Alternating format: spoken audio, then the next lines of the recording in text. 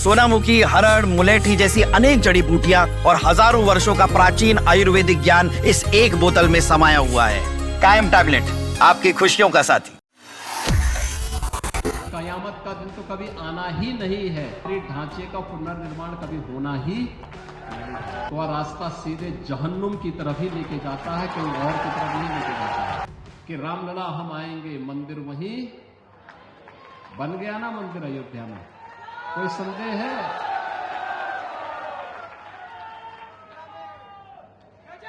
कोई संदेह है? और हम आज फिर इस बात को कह रहे हैं कि कयामत के दिन तक भी कभी, कयामत का दिन तो कभी आना ही नहीं है, और इसलिए बाबरी ढांचे का पुनर्निर्माण कभी होना ही नहीं है। जो कयामत के दिन आने का सपना देख रहे हैं, ऐसे ही सड़गल जाएंगे, कभी वह दिन आने वाला नहीं है।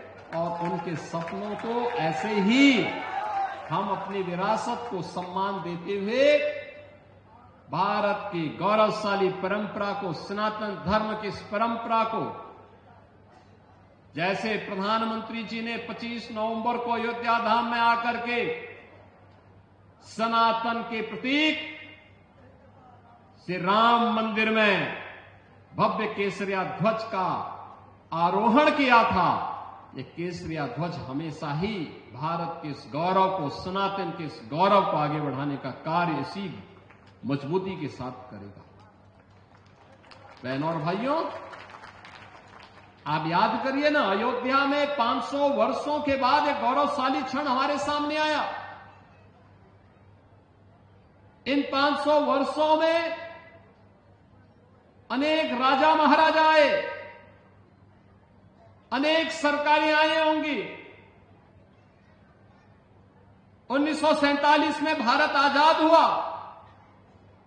1952 में पहली चुनाव के बाद सरकारें बनी।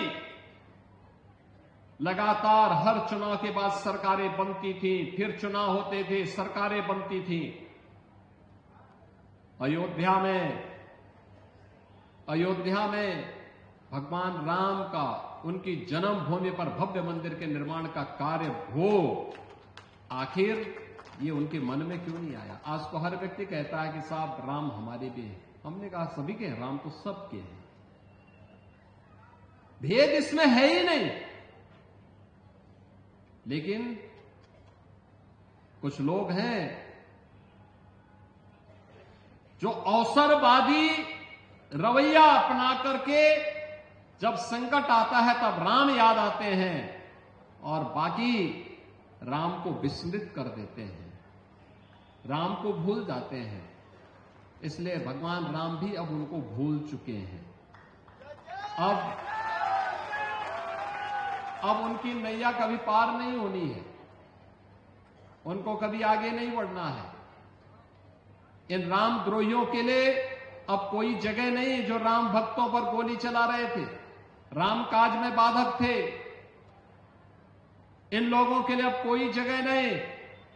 और जो लोग अभी सपना देख रहे हैं बाबरी ढांचे का, तो उनको हम भी ये बता देना चाहते हैं कि कयामत का दिन कभी नहीं आने वाला है और कभी नहीं आएगा।